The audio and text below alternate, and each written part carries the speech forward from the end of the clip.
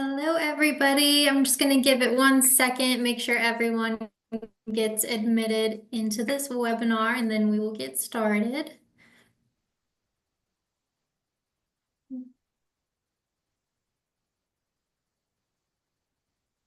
Uh, Good. You can go ahead and take it away. Great. Thank you, Savannah. Hey, happy WIC Week, NAWIC Nation. So glad that you're here to join us for this wonderful presentation that we are about to embark on. So I'm not going to waste any time and give you a little introduction of our speaker today. Just remember, it is going to be recorded. If you've got questions, please put your questions in the chat. Savannah will be monitoring that, and we will be able to share with Tammie as we go. So don't feel like you have to wait till the end. We will, pop things in along the way. So thank you, Tammie, for being here. We are so excited to have you. So Tammie Ross is the Chief Executive Officer and General Contractor of Residence by Ross. She is the architect of a vision that transforms houses into homes and dreams into blueprints. Her leadership is the cornerstone of a minority woman-owned burgeoning empire in the construction industry that is proudly and resoundingly committed to excellence. Her educational journey is evidence of her dedication to mastery and precision. She is a cum laude graduate of Christian Brothers University and a graduate of Louisiana State University, where she earned her MBA in project management with distinction. Her certification further highlights her pursuit of continuous improvement as a Six Sigma Green Belt professional, a reflection of her strategic acumen and of her proficiency in enhancing business processes. Before laying the foundations of her company, Tammie chartered a remarkable 20-year career in the financial sector, specializing in automotive financing. Her roles have been diverse and impactful, ranging from regional sales director to vice president of business controls and risk management to director of strategic partners. Her real estate tenure is equally impressive, spanning over 18 years and decorated with accolades, underscoring her expertise in property markets and client advocacy. Tammie's mission is to inspire and encourage women and girls to ascend to new heights in traditionally male-dominated fields. Her presence in the construction sector catalyzes change, fostering an environment where diversity is welcomed and celebrated. So Tammie, we are so looking forward to talking with you here in our next hour. Thank you. Thank you so much for having me. And good morning, everyone. It's such a privilege to be here today, speaking to such an incredible audience at NAWIC. So thank you for the opportunity to share my insights on this topic of communication. And it's a skill that really empowers every aspect of our lives, both personally and professionally. So over the next hour, I'll share strategies and actionable techniques to help you master communication, enhance your connections, and elevate your influence. So by the end of this session, I hope you'll feel inspired and equipped to use these tools to achieve greater success in your personal and professional journeys. So if you could share the screen, we're about to dive in. Thank you. Next slide, please. So communication, it's not just a skill, ladies. It's really a superpower that drives leadership, it fosters relationships, and it creates opportunities. So as you can see, this is something that is of uber importance. In fact, James Hume, he once said, "The art of communication is the language of leadership." So this quote highlights the central role communication really plays in inspiring and in guiding others. So today we're going to explore communication mastery. So we're going to touch on three main pillars: effective listening, navigating difficult conversations, and really mastering nonverbal cues. So let's get started, and I'm looking forward to us laying the foundation on great communication. And the first pillar is listening. So as we transition to the art of listening, listening is just more than just hearing words. It's really about truly understanding the message and the emotions that's behind it. So, have you ever felt deeply heard? It's one of the most powerful experiences you can give or even receive because active listening, it involves giving your full attention, setting aside all the distractions that might keep you from being engaged in the conversation, and then responding in a way that shows you genuinely care. So, for example, active listening, I'm sorry, we had a question to come up, but for example, paraphrasing what the speaker has said, it not only clarifies understanding, but it also demonstrates empathy. So when you practice that empathetic listening, you really build trust and you're opening the door to more meaningful relationships. So I have an example. I have a friend named April, and she and I had a really bad misunderstanding, and it left both of us just feeling really hurt. And instead of us letting it fester, our relationship was important enough for us to really sit down. We listened to each other and we truly tried to understand the other person's perspective. And that simple act of listening, it transformed the situation and really strengthened our friendship. I'm going to pause for a moment. Was there a question that came through regarding any of the information that we've shared thus far? I want to honor that if we can. I think they might have put their hand up on accident because it's gone now. Okay. Yeah. All right, no worries. So let's move on to the next one. Strategies for difficult conversations. Those difficult conversations can and will occur. If we can go to the next slide for me. Thank you.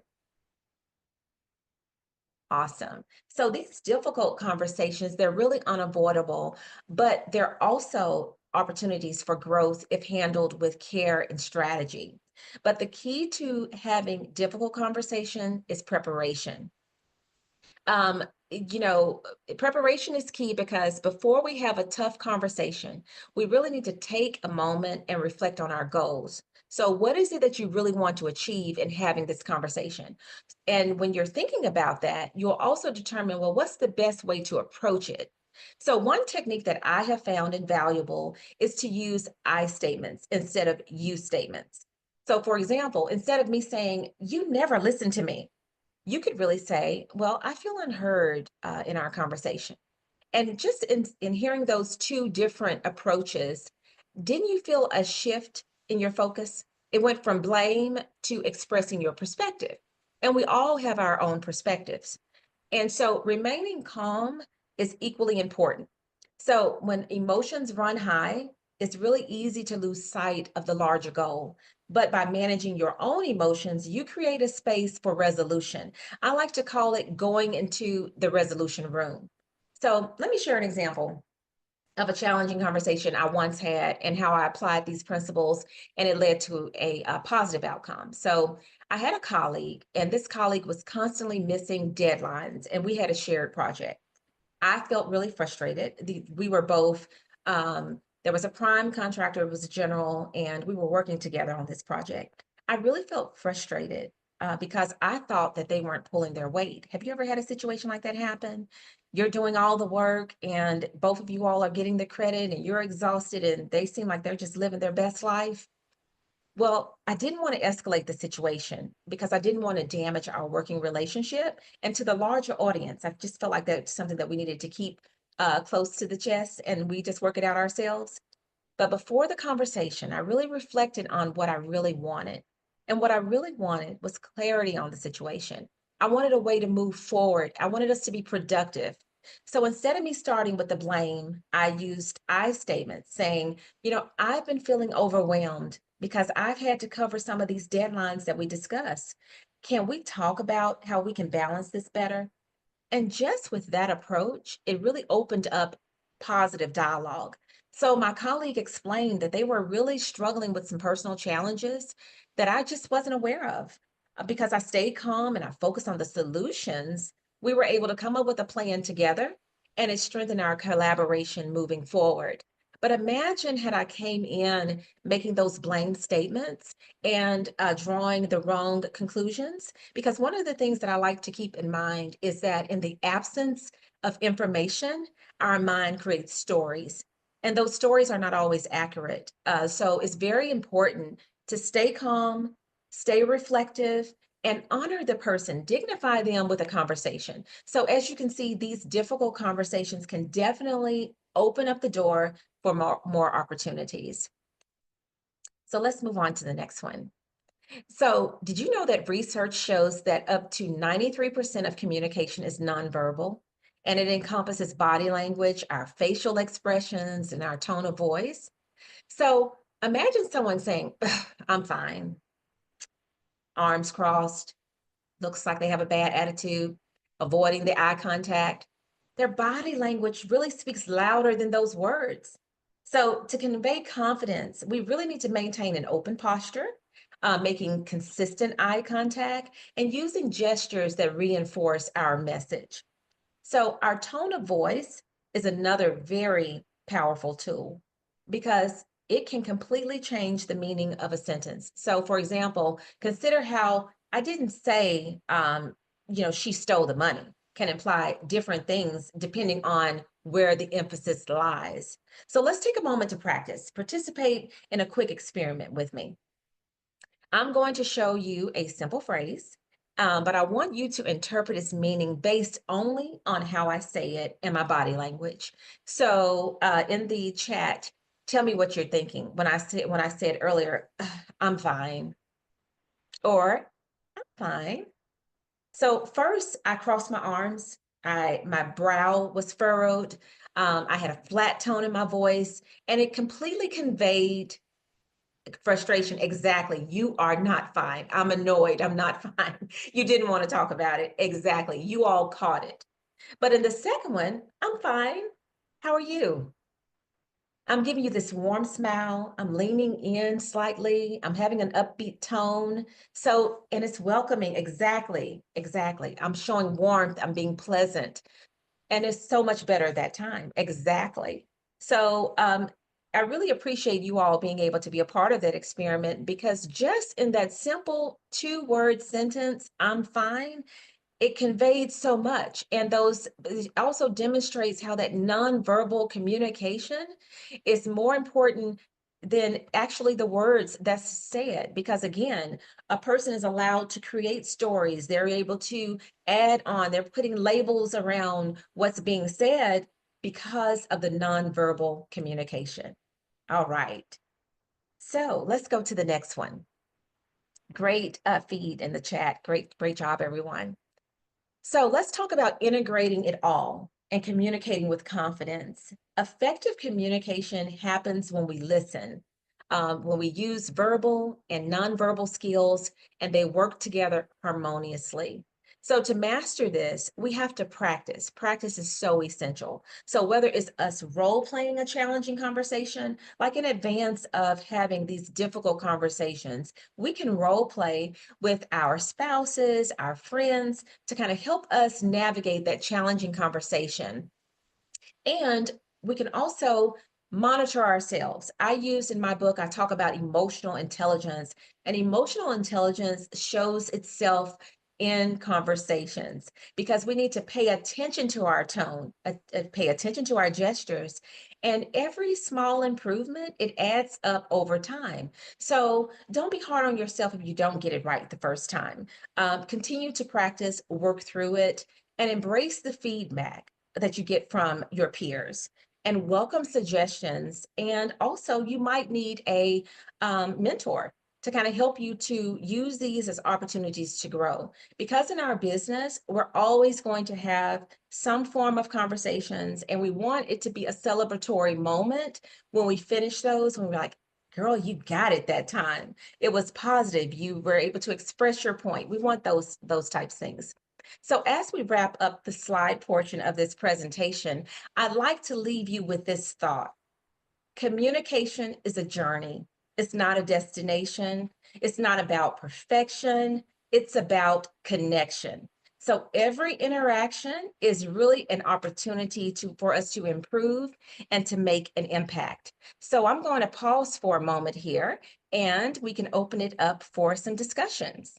Yes, I'd love to start with Ashley's question here. She says, as a female in engineering, I think that every time I use the expression "I feel," it gives issues and emotional direction lacks preciseness. Men don't express that way. they're straightforward. Do you think that expression can be misinterpreted or misled?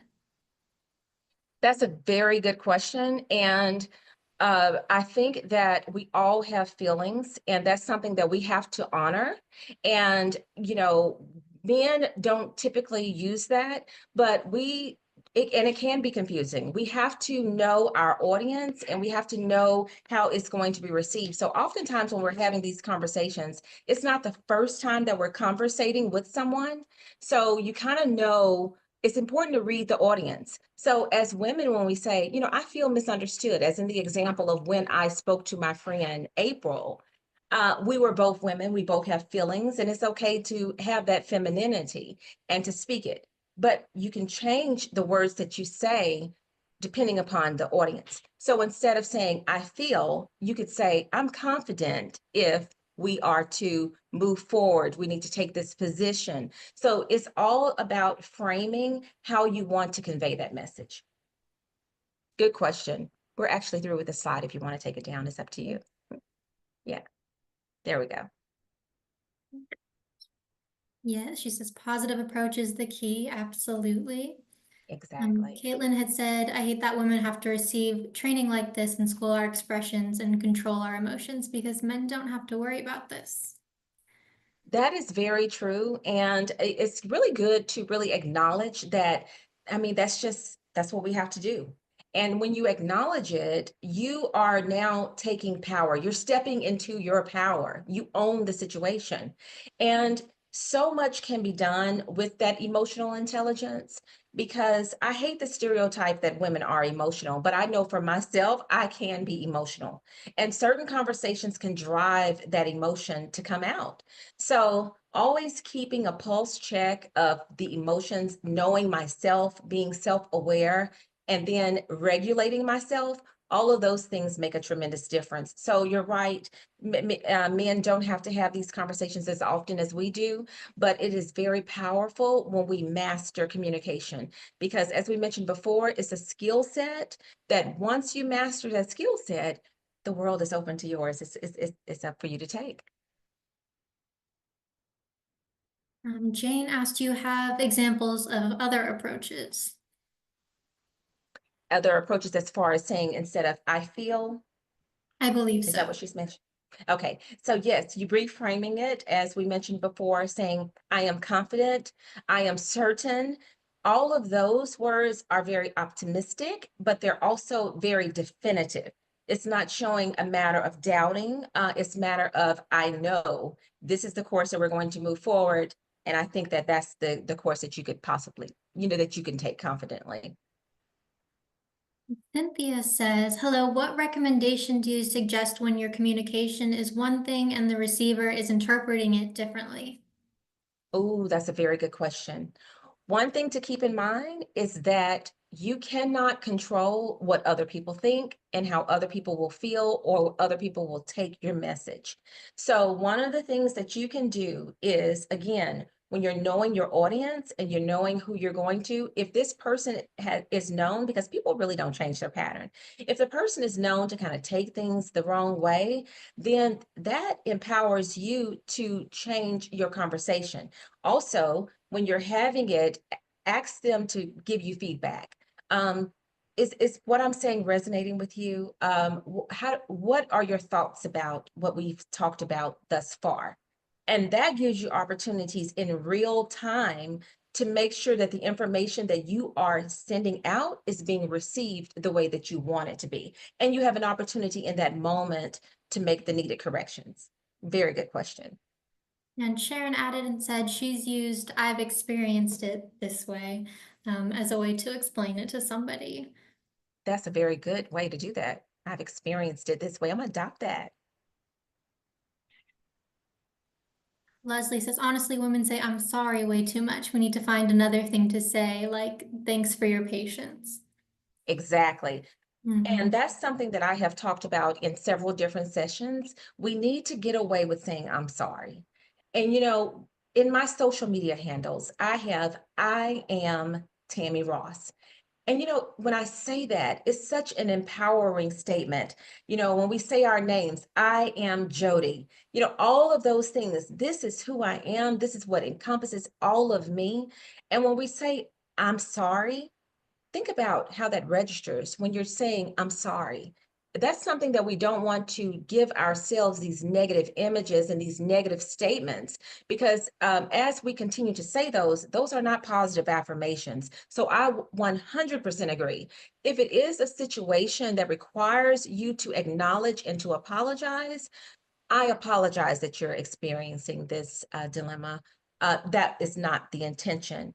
Those things of reframing it, but ladies, let's get away from saying, I am sorry. That's something that I have removed from my dialogue. Jennifer says, I am an emotional person. I try to be happy at work, and I've had colleagues tell me it bothers them um, and that it's like they want me to be sad and down and not happy at work. That's very unfortunate that you have to be around people like that on a daily basis. I hate that for you. But you are in control. You have the power to determine how you are going to be and how you're going to feel. And when you say that I try to be happy at work, it's okay. It's okay not to be okay. That's one thing I also want to acknowledge, is that we do ourselves a disservice when we put up false pretenses.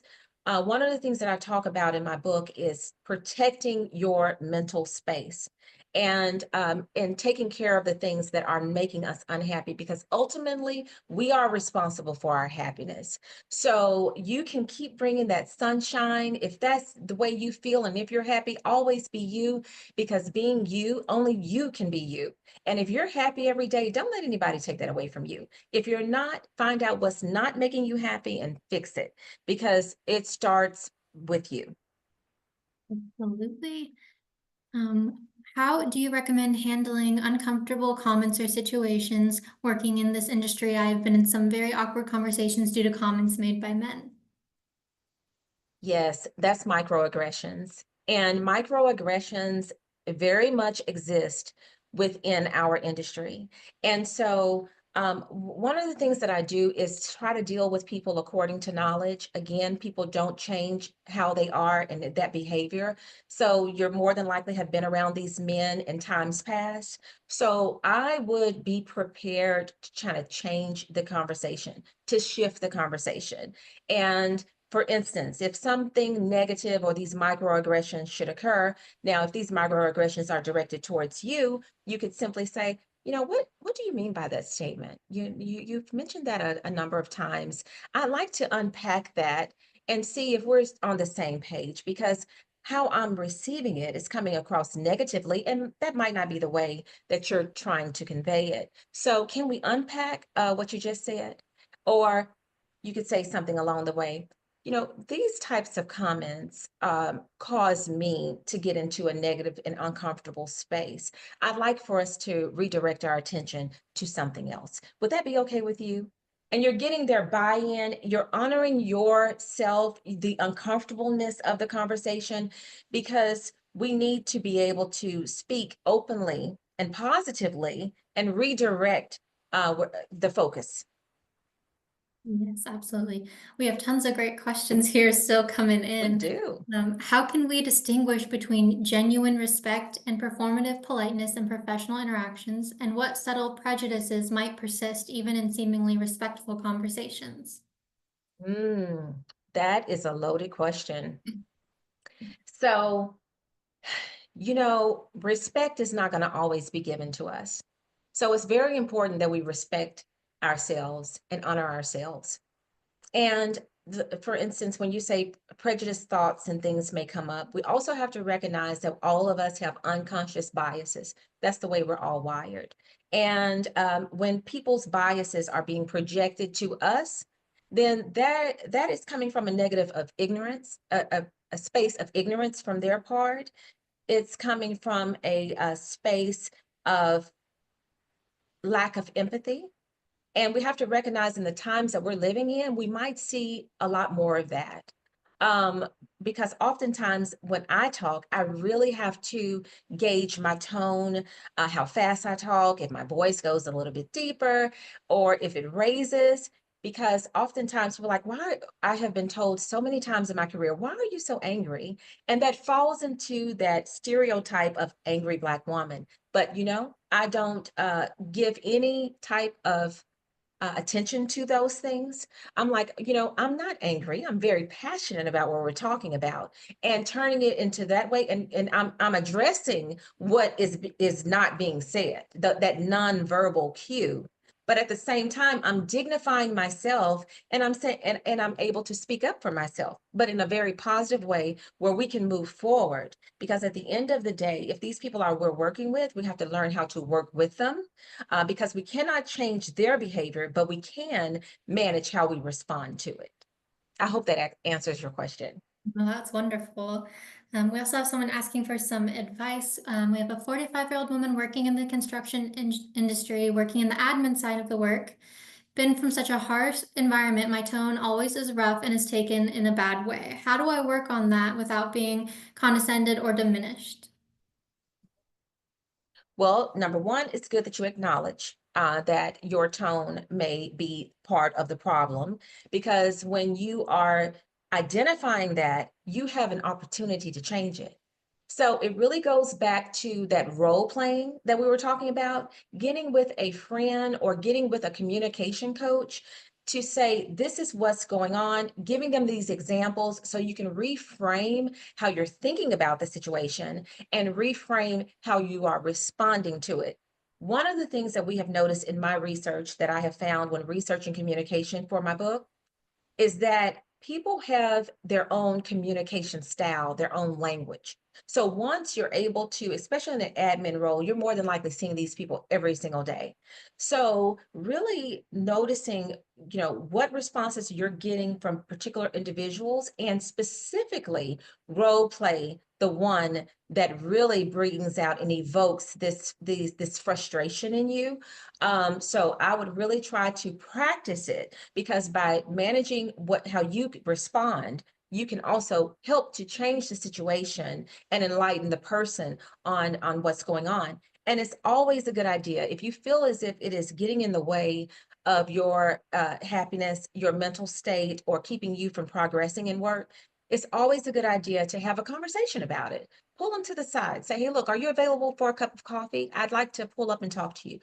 Putting them in an environment where it's comfortable, and then talking about it, honoring your feelings, and giving them specific examples of how you interpreted this, and give them the opportunity to respond to the question, is this what you meant by this, or am I taking this incorrectly? Let's have a conversation about it. I think that that's very important. Yes, and this is a great follow-up, I think, to that. Can you give any advice for ending a confrontation that is no longer productive, or how to avoid getting to that point? Very good, because some conversations are not going to end productively. So that's great that you acknowledge that. As simple as, this conversation is not it's not it's not heading in the direction as I would hope. I think that this is not a good time for us to continue with it. Let's discontinue it and pull up at another time, and re-engage with each other in a more positive way. That would be the best approach to take, acknowledging that it's gone south. There's nothing you can do about it. But instead of being a part of the conversation and that push and pull, it's just getting worse, end it. This is not being productive at this point. I really would like to revisit it, but now it's just not the good time. Emotions are high, and this is not the way. This is not a productive way for us to resolve it. Allow me to look at my schedule to see when we can pull up again to finish this conversation. Great advice. I think everyone can use that. I want to go back to another question about bias. If unconscious bias shapes how credibility and authority are perceived in construction, how can women persuade and connect in ways that don't require them to conform to expectations set by those biases, yet still command respect and influence? I am a girly girl by nature. I love all things girly, and I'm not going to change who I am to conform to someone else's idea of what the standard should be. I am a certified general contractor. I have my Six Sigma certification. All of those things, I know what I am doing. And I have to also realize that in the state of affairs with us working in a male dominated industry, I embrace the fact that sometimes I'm just going to have to prove myself. And when you know that, again, you're taking control, because you know what? Without a word, I'm going to show you my excellence by the work and the output that I do. And if it's an opportunity for me to improve, I'm going to upskill. I'm going to learn a little bit every single day. I'm going to dedicate 15 to 30 minutes a day to enrich my skill sets so that I can be the best at what I do. So when I don't know, it's just something about me, how I'm wired, and most of us really are. When a person challenges or feels as if, or discounts what you're able to do, show them that you can do it. It empowers you to take yourself to the next level.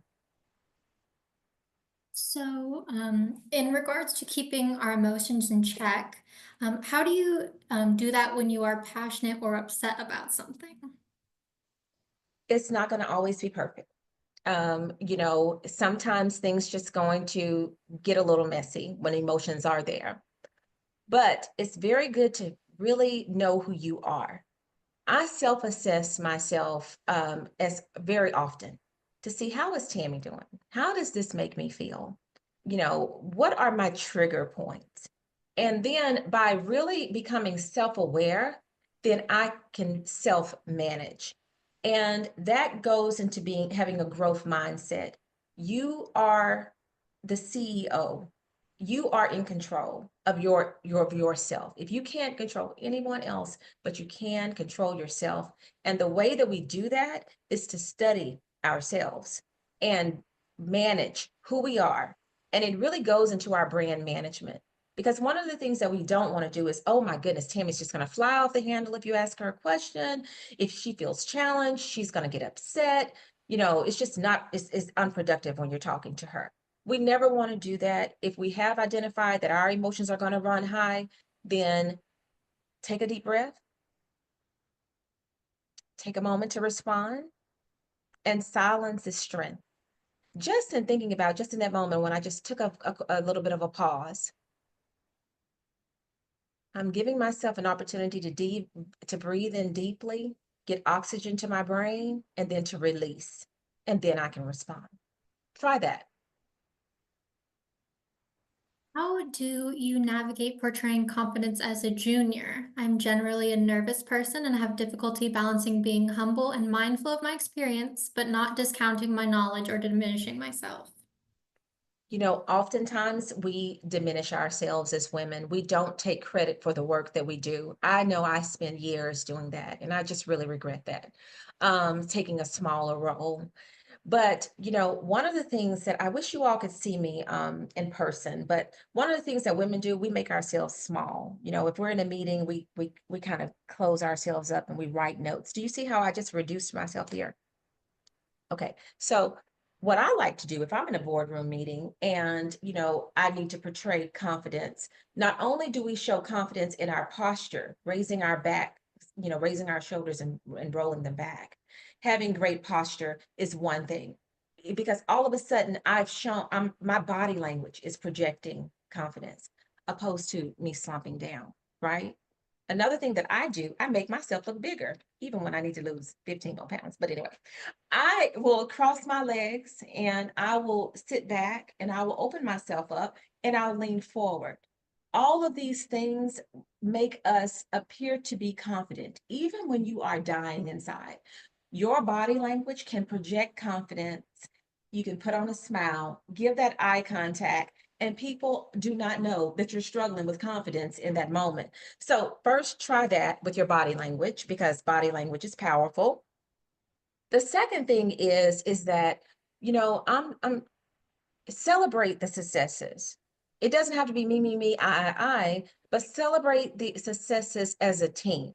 You know, Thank you for the opportunity for allowing me to lead the project. It was a tremendous success, and I appreciate the team coming together and working on those goals that was outlined at the inception of the project. You see how you're inserting yourself?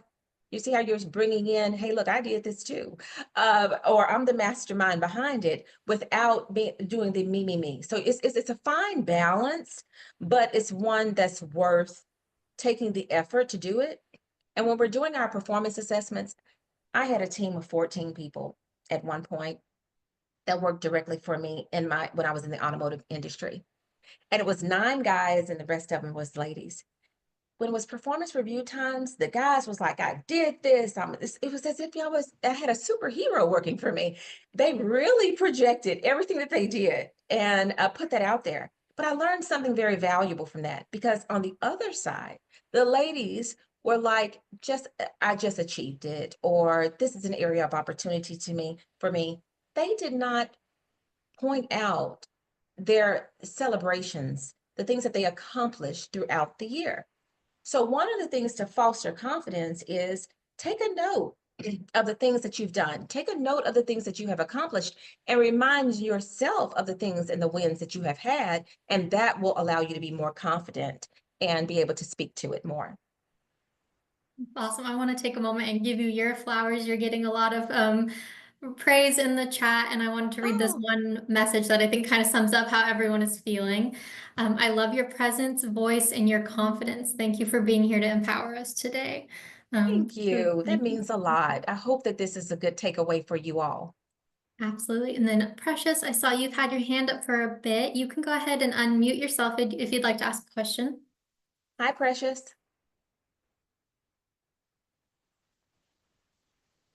Maybe.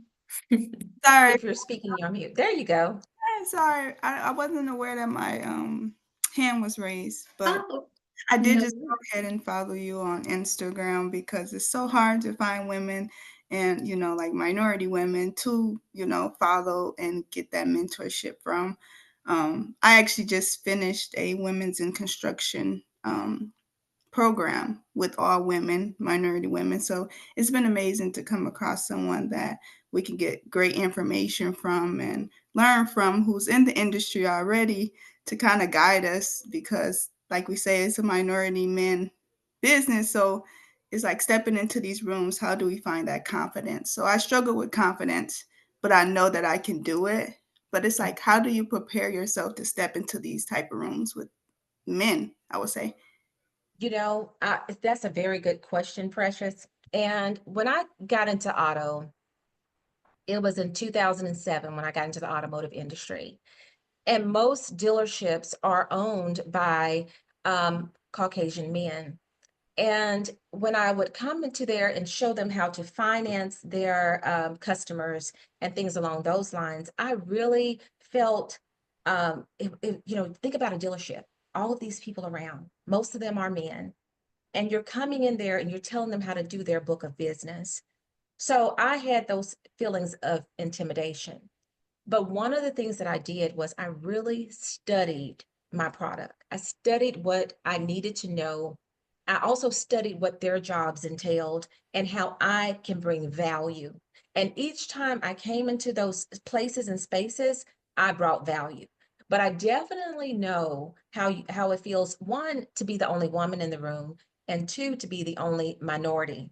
And so having that intersectionality, hey, let's just face it, it can be very difficult.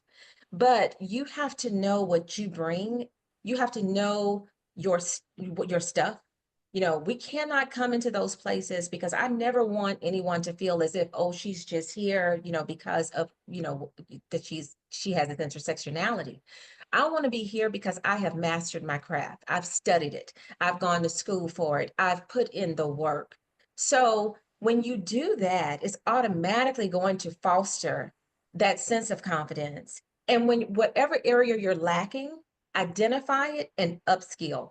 Dedicate that time to make you better so that you can feel confident. Because one thing I know for sure, when I walk into a room and I look around and I assess the situation, I know that I have to be excellent at what I do just to have a seat at that table. So if nothing else helps you to feel confident, think about that. I had to put in hard work just to be here. And so celebrate that, because that shows a level of excellence that you can be proud of and that you can stand on until you get to where you're going. Absolutely. I saw Nicolette said she just purchased your book. Yes, I definitely Yay! recommend you guys purchase the book. I'll put a link in the chat right now for you. I think it's a great resource and it's going to expand on all of the great points that we've talked about today. Thank you. Absolutely. Do you want to keep going with some questions? Absolutely. Let's do All it. right. So, how do you navigate the fine line between being persuasive and being perceived as difficult in a space where assertiveness is often welcomed from men but scrutinized in women? Assertiveness. Give me that question one more time. Absolutely. How do you navigate the fine line between being persuasive and being perceived as difficult in a space where assertiveness is often welcomed from men and scrutinized in women? You know, first I look at it in all of the things that I'm saying would be presented in a positive way, even if it's a directive that needs to be done.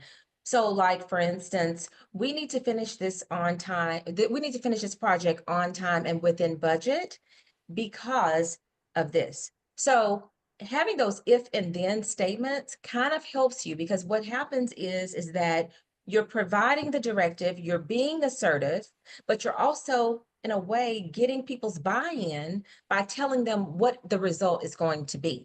So when people can see it, they can kind of, put themselves and be agreeable to the path that takes to move forward. So asserting it in a way to where you're also communicating the expected and projected outcome, that's one of the ways that I have helped me to navigate, because you're right, it is a fine line, a tightrope that we have to walk. But having those if and then statements is a great way to start. And then we have, how do you recommend phrasing emails and avoiding wording such as would you be able to or could you, and being more direct with questions and requests via email? Okay. So we have this,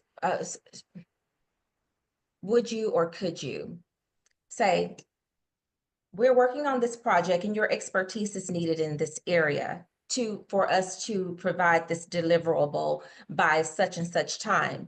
Please let me know if there are any objections to how we, or concerns or questions as to how we need to move forward. Try that. This one is a good one. Do you believe women with bubbly personalities hinder their chance to progress in leadership roles? With what personalities? Bubbly. Absolutely not. So I totally disagree with that. Bubbly personalities are so welcoming to have, and if you have a bubbly personality, not so much a cheerleader, you want to be taken seriously. But having a bubbly personality, bringing levels of energy, I don't think that it discounts who you are or your type of leadership. I think that it's good to be, I think it's good to be, if that's who you are, then one of the things is this: don't fake it. Because if you fake this personality, then it's going to reveal itself. And then people are like, oh, can I take her seriously? Well, where did this come from? Be your true, authentic self, but manage yourself in the situations, and you can still be bubbly and be serious. So I think that it's very important to be who you are at all times. Is there any advice for mentoring younger women? I'm really outspoken and I have a strong professional foundation that makes me not fear retaliation. How do I help my girls find their voice to grow in confidence? How you can help the young, I love mentoring young women, because it can be very difficult for them to find their voice. First off, let them know that their voice matters, and pulling up with them on a one-on-one situation, a one-on-one if possible, to talk to them about their certain levels of expertise, their areas of strength, and the areas of opportunity that they may have, and then unpacking it at their pace, giving them assignments that they can work on, giving them good reads to follow, and helping them along the way. So mentorship is very important. And if you're outspoken, as you mentioned, really directing it and shifting the focus on what's important to be outspoken about, because there's certain things that we definitely need to speak and voice. But then there's other things that we don't have to be outspoken about every single thing. So I think that it's good to prioritize what is most important to you and stand out in that respect. So what is the best way to communicate as an introverted manager with an outspoken direct report? I have had that situation. I'm not introverted, but I have had an outspoken associate. So I have a question. Is the person being outspoken or extroverted in a way that's disrespectful? Or is it just their personality? I'd like to tailor my response to that to give you a good, accurate advice. So just She said at times slightly disrespectful. at times slightly disrespectful. As a leader, you cannot accept disrespect. So again, I would say something along the lines, you made this statement. I need you to explain what you mean by this statement. We need to get to that because I don't want to perceive it as being disrespectful, but I do need to understand better what you're trying to say. One of the things we don't want to do is put labels, because all of us have different backgrounds. We were raised differently. Like I was raised saying yes, ma'am, no, ma'am, to my parents and my elders, and other people were not. So it's really good in my book, I talk about cultural communications. Some people communicate differently. And so I had a young lady who worked for me. And, my Southern socialization causes me to, like I said, yes, ma'am, no, ma'am, or, really listening to my elders and things along those lines. So I had a young lady that worked for me. She was out of Philadelphia. So I had to understand that there's regional differences. She was also 15 years younger than me.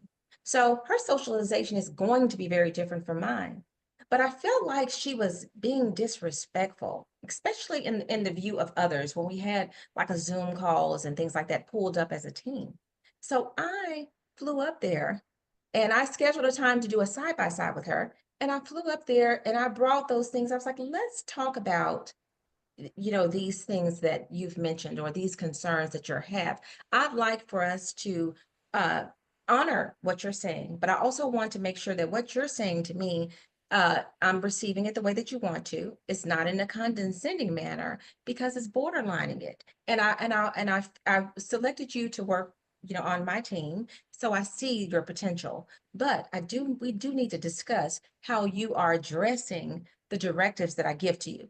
Hopefully that will help you, because that is something that's a fine line to navigate, because as leaders, if we allow others to disrespect us, it opens up the door for others to disrespect us. And it shows weakness in our leadership when we allow these behaviors to come and we don't talk about it.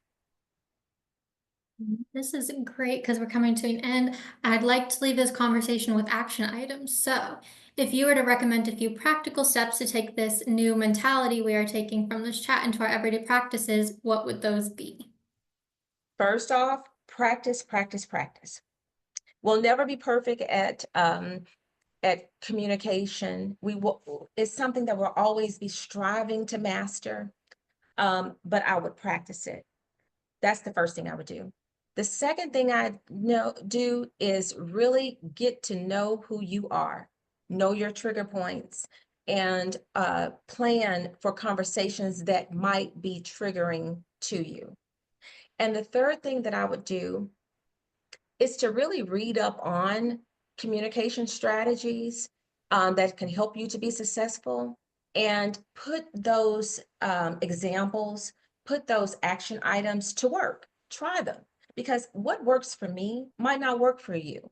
So we have to acknowledge that and see what we can put in our wheelhouse, what we can put in our toolbox that will be effective for us. But I would try with those first three things as a good way to start. Good question. Yeah, to complement that, do you think there are any other books or resources that you recommend that helped you when you were mastering communication? Yes, one of the ones is it's a great book. It's called "Nice Girls Don't Get the Corner Office," and I know that that title may take away from what I just said about being bubbly, because that's not what the book is about. But it really helps us to see as women some of our behaviors that might be holding us back. Great book. Another book that I would say is The Growth Mindset. Would be a great one, because anything dealing with a growth mindset will allow you to see how you're evolving. Every year you're changing, every moment we're changing. And so as you evolve, how you can continue to grow in your evolution. So those two, I think that there would be good reads. And of course, my book, Breaking Ground, Breaking Glass Ceilings. I hope that it will be beneficial to you as well. Amazing. Thank you so much. I can hardly keep up with all the comments. It's been a really great discussion here in the chat. Awesome. And I just really appreciate your time. I didn't know if you wanted to close out with anything or if you wanted to maybe do a couple more questions, we can. Well, I just wanted to say thank you again for having me. I absolutely love this industry. It's something that, I think that we can thrive in whatever environments that we're in. And, girl, you got it. You do. And step into that power, own your space, and be the best you, and be only in competition with you. As women, we need to gather around each other, uplift each other, support each other, and be collaborative in our endeavors, and anything is possible. So I really appreciate you all being here today. And you feel free to reach out to me on IG or any other social media platform, because I'd love to be able to celebrate your success. And if there's other questions, hopefully I'll be able to empower you through those future discussions as well. Absolutely. Thank you so much again. Definitely connect with her on LinkedIn, Instagram, buy her book. She is amazing. And I Thank really you. appreciate everyone's time and their participation in this. This has been a really great conversation, and I think we can all step away with a lot learned. So thank you so Awesome. much, Tammie. Thank you. Have a great day, everyone. Yes, Bye. thank you. Thank you, Bye. ladies.